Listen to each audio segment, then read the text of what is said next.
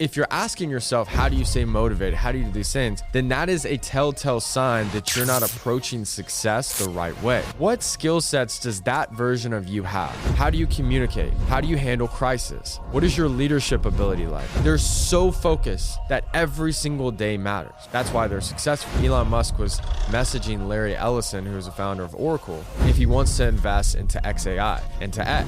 The amount of entrepreneurs and business people that know what to do with that capital and give those investors a return. Many people then blame it on the devil. They blame it on haters. They blame it on unfortunate events. They blame it on it's just you. It's the economy. It's your skin color. It's your religion. It's the president. Whatever you can justify in your brain. What are some things that you wish you did once a day for 30 minutes 6 months ago? And what things would have made your life better today?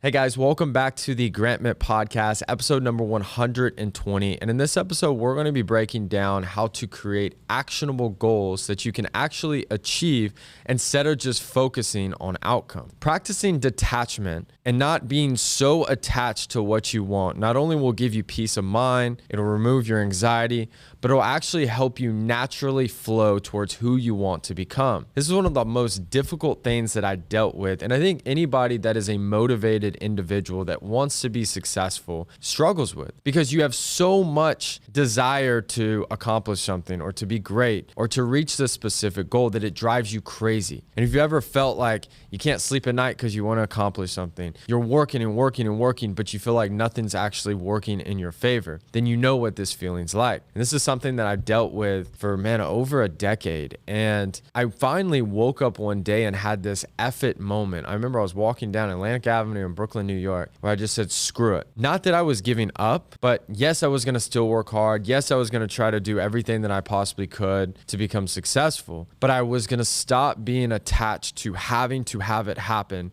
to then become a happy or fulfilled person. I basically woke up and decided, you know what, my happiness does not have to preside on me only accomplishing this thing or only reaching this level. Instead, I decided, look, I'm happy now and I'm going to build and become the person that it was. And so I had this kind of deal where it's like for 10 years, for some reason in my mind, I assumed that this person was coming to save me. Whether I was going to meet them somewhere, they were going to reach out to me.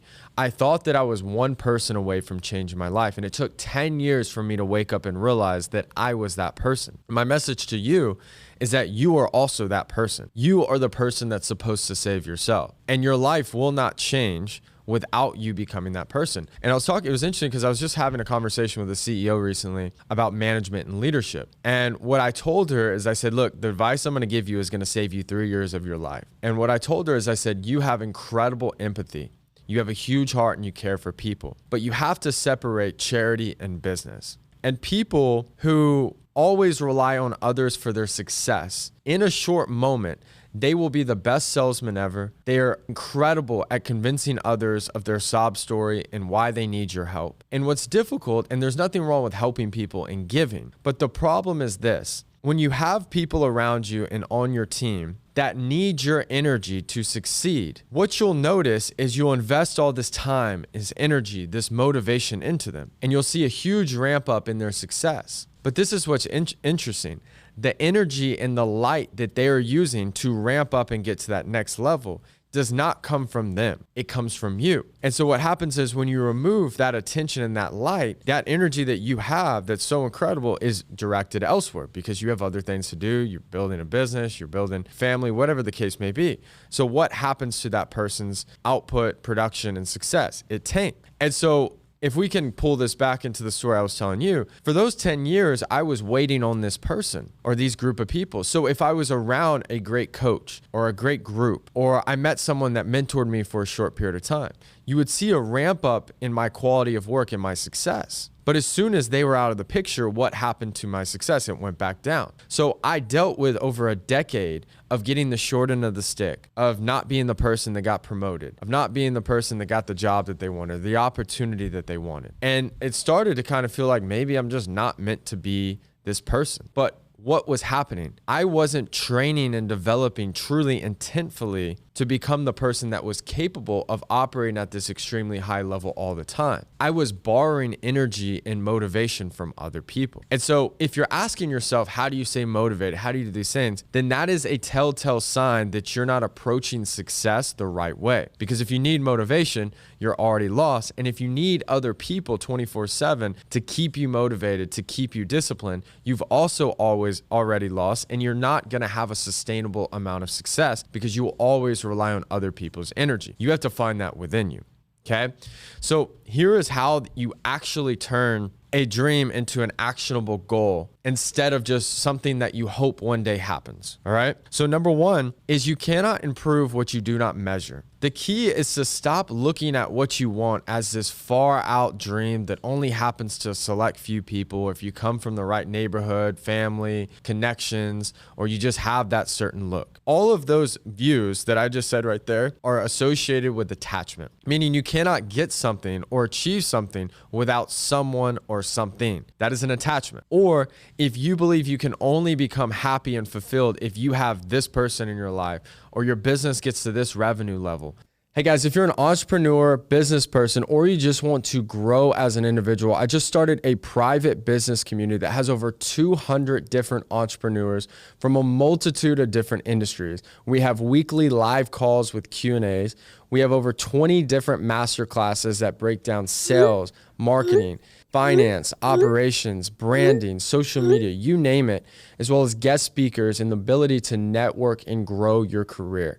If you want to have a massive, massive year, this is every single little thing that I've learned over building an 8-figure business, building a massive following on social media, and working with entrepreneurs all over the world. If you guys would like to join, I want to give it to you for free for 7 days just for listening to this podcast. Click the link below and get set up. Look forward to seeing you guys there.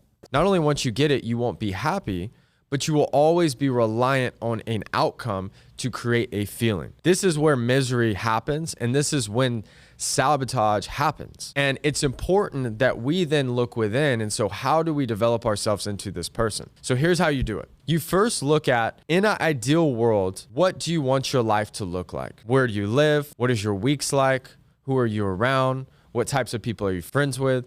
Who is your spouse? What does your family look like? What are you accomplishing? And what is your purpose in this world? And instead of asking, how do you go get that? Instead, you need to look at energetically who you need to become. What's so interesting is whether or not a person believes in frequency and energy, which is just quantum science. It's just more so fact. It's above, it's outside of any religion or any perspective. It's just how the world functions. Right now, we're all consistently attracting a specific type of opportunity, a specific type of person, a specific type of friend group, and a specific type of success based on our current operating frequency. And the way to change that is to expand our vessel, expand our intelligence and our capabilities and our resources and our emotional ability to such a level that attracts what we truly want. This is the art of becoming a new version of yourself. So if we backtrack to the point I was just making before this, you think about what you want in detail, and you could even ask AI this and it could break down in more detail, or you could use this as an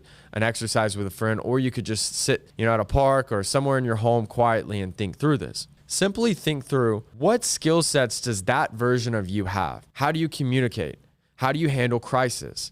What is your leadership ability like? Do you have a direct skill set? Like, is it software engineering? Is it sales? Is it leadership? Is it finance? Do you know how to raise capital? All of these direct skill sets are things that you're going to have to train yourself to raise your frequency and become a different version of yourself. The world has unlimited light, abilities, and opportunities around you. And I used to think energy flows, but it doesn't. It's all around you at one time. You just have to become a person that is capable of receiving it. For example, is there billions of dollars that people are trying to invest into companies and entrepreneurs right now in this moment? Yes. So is there really any lacking of capital? Well, no. What is lacking? The amount of entrepreneurs and business people that know what to do with that capital and give those investors a return. So in other words, if you become an entrepreneur who is capable of taking in that capital and doing positive, useful things with that through products and services, getting that money becomes extremely easy. I shared a group or text message with one of the groups I'm in, one of the entrepreneurship groups, and I have a couple different friend groups that run businesses. And I saw a screenshot from a lawsuit that came out through Tesla and X, which was formerly known as Twitter, where Elon Musk was messaging Larry Ellison, who's the founder of Oracle, if he wants to invest into XAI. Into X. And the exchange was like 7 or 8 text messages that resulted in $2 billion from Larry Ellison. So think about it. Some people have to work 50 years or even their entire life, and they still don't ever get an opportunity like that. And one individual was able to send about 5 text messages and get $2 billion.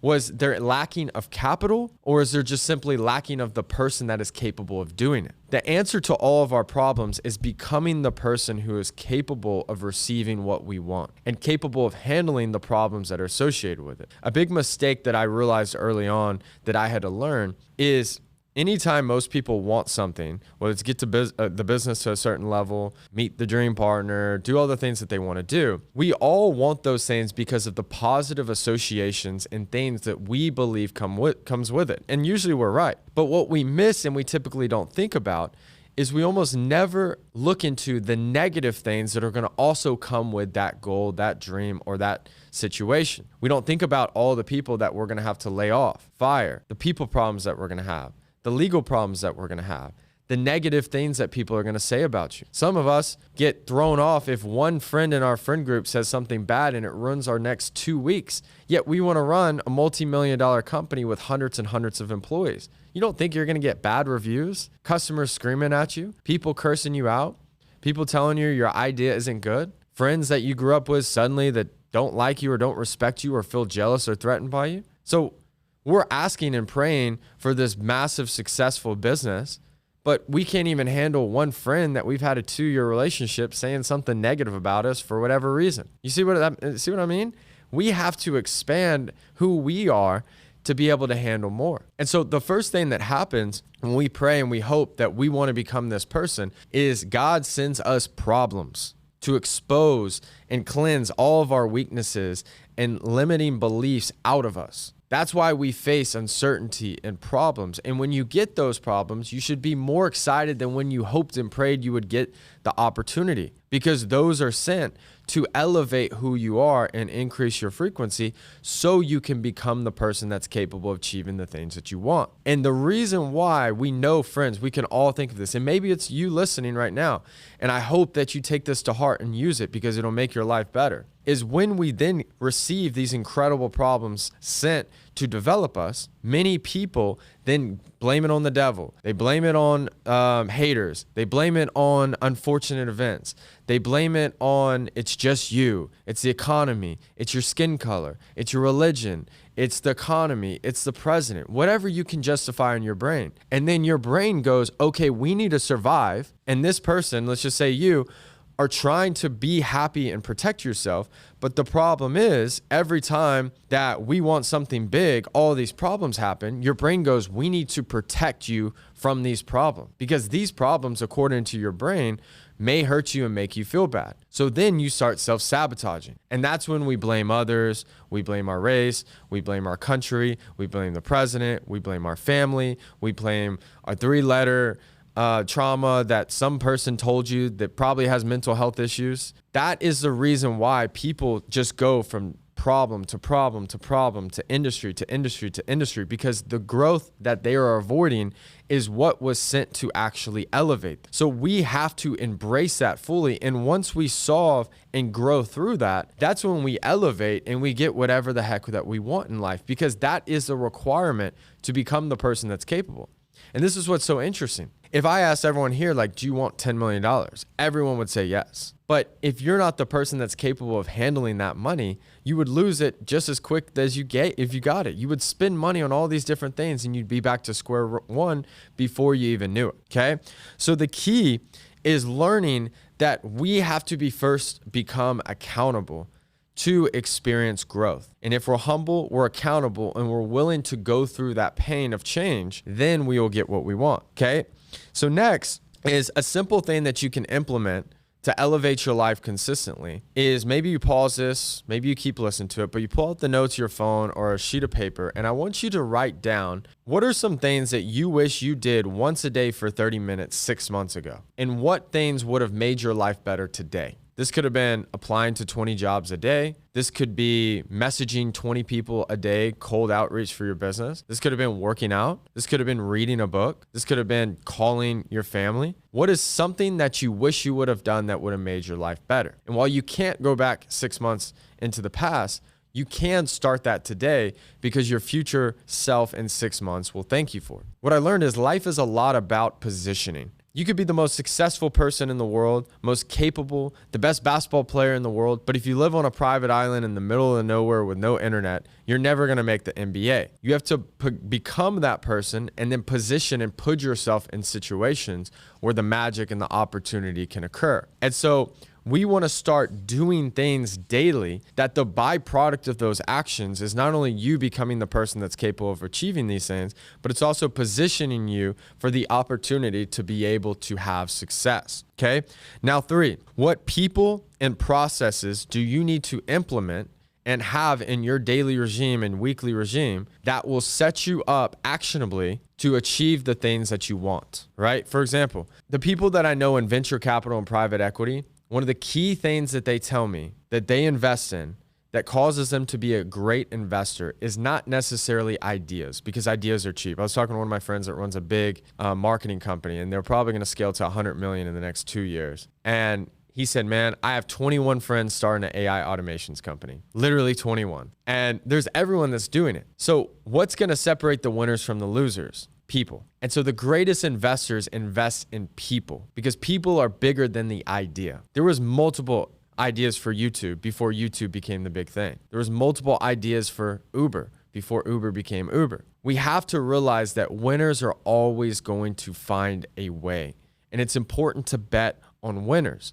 And that's when you have an incredible group of people around you and you're implementing day to day processes that no matter what you and your team are following, that is when success is the byproduct of that. You know, I've a couple friends that are in the NFL, NBA, MLB, everything. And it's cool first knowing who they were before, and you see Instagram, you see Flash, you see all these nice things, but knowing them personally and knowing how hard they work like a crazy person every single day.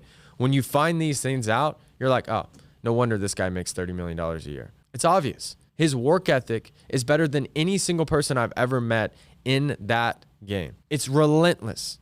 They're so focused that every single day matters. That's why they're successful. And after working with so much people and then experiencing it through my own businesses, people underestimate how difficult it is. And most people don't have the mental strength or capacity. And the reason why they don't is not because it was a gene thing or the way that they were designed, but it's because every time prior when they prayed and hoped for growth, when they received all of the obstacles that they needed to go through to become that person, they avoided it, they blamed others, and they never took accountability. So then they switched to insurance. They prayed to be the best insurance person. They received all the amazing problems to take them there. They blamed the insurance. They blamed the boss. They blamed the race. They blamed whatever the heck was going on. Then they went to AI, and then they went to this, and then they went to that. And so they keep avoiding the problems that were sent to elevate them to another level. My message to you is if you were that person, or if you're trying to go after something big, do not be that person.